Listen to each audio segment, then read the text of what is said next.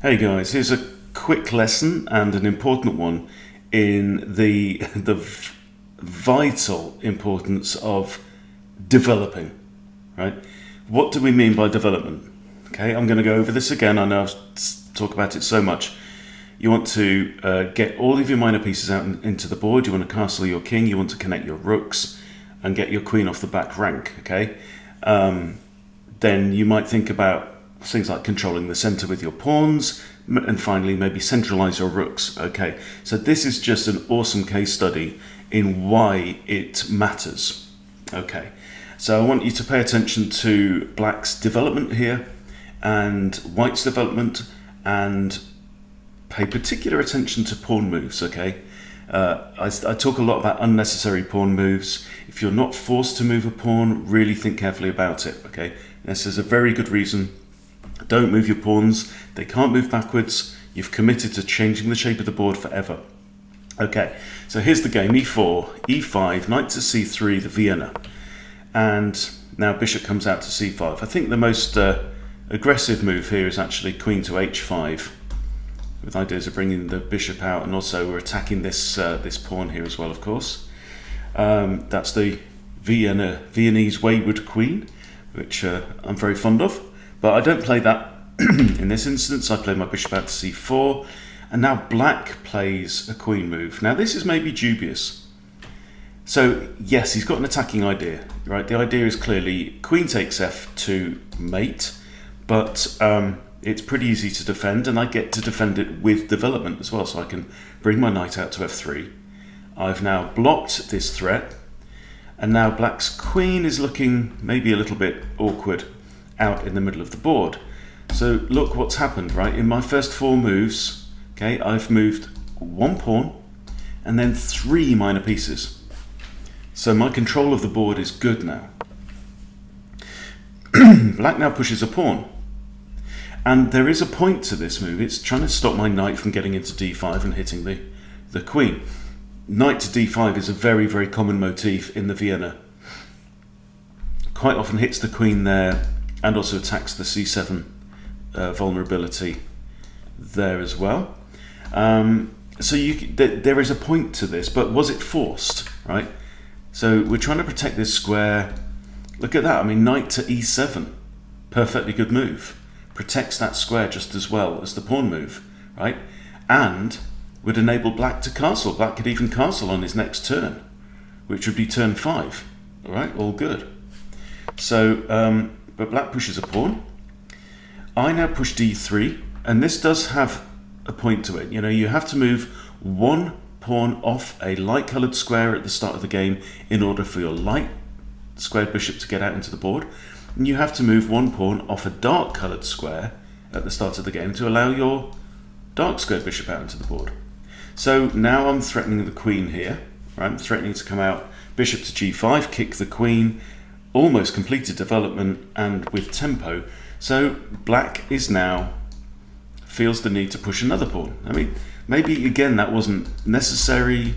It could have just dodged the queen to here with an attack on g2 perhaps. But this is the problem when you bring your queen out too early. You know, that queen move was not a bishop move. It was not a knight move. It was not castling. You've got to think about the opportunity cost of all these moves. So black now plays h6. This is pawn move number 3. And we're on move 5 of the game. Okay, now white castles, and we have another pawn push. And what's the point of this? Yes, maybe he's thinking about bringing his bishop out into the game. But you know, he's got to move a light squared pawn, one of these two. It has to be the b pawn or the d pawn to allow this bishop to enter the game, right? But what he's moved so far is, yes, his first move e5, perfectly good, right? But now he's moved the c pawn. Doesn't help any bishops to come out. Right? The pawns that matter are these four. Okay, these are the pawns that have to move to let the bishops out. So I now bring my bishop out to e3, because if bishop takes, pawn takes, and then I've got 3 minor pieces out in the board, and black's got a queen, and then I've got my pawn has disappeared off f2, so I've got threats against the queen as well. So that would suit me just fine. Black decides against it and thinks that it would be a much better idea to push yet another pawn out into the board. This is pawn move number 5 on move 7. Okay, he's had 7 turns and he's used 5 of them to push pawns.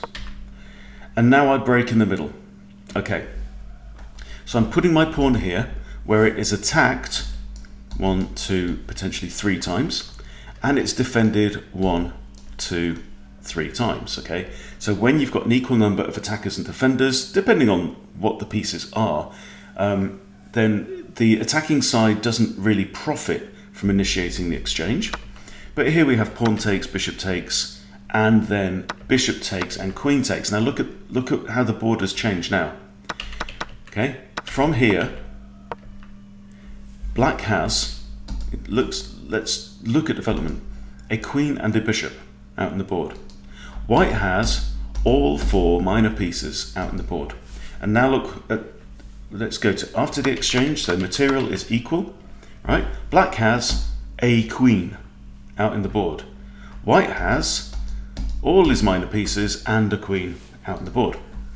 And now here, you know, queen takes, knight takes is perfectly fine. And, you know, this king is starting to look a bit cold out there. So at this point, I think still maybe knight to e7 would have been a perfectly good idea. But instead of that, what does black do? Pushes a pawn. Now this is a blunder. Okay, so can you see the next move? Queen to d5 basically wins the rook because black can't block with a knight there, just gets taken. Can't block with the bishop there, just gets taken. Moving the knight or bishop does no good. So black, in desperation, pushes the bishop out to g4 to attack this knight and maybe try and dislodge the g-pawn from there. I go in and grab the rook, and that of course comes with a threat. This knight is now pinned against the king, and I'm threatening to capture that knight on the next turn. So queen to d8, pretty much forced. And now my next move I think is useful. This is a pawn move, and I push e5. Now this does a few things. One of the things is I'm striking in the middle of the board, right? So for pawn to take, knight to take, yeah, that's all very, very good for white, you know. This king is still in the center, so I want to open up the board, I want to attack, strike while the iron is hot. The other thing that this pawn move does is it means that the queen is now defending this knight, okay? Now we have bishop takes, queen takes, and at this point my opponent simply resigns. The game is already lost. I'm threatening queen takes f7 mate. I've got 2 very good minor pieces. This knight can still jump into d5. My rooks are about to centralize, maybe to here, like that. The king is uncastled. The knight can't come out to here, it'll just get captured. It's just too little too late. And black had the opportunity to develop, just as I did, right? And chose not to. Chose to throw in a pointless queen attack at the start of the game, which was very easy to defend.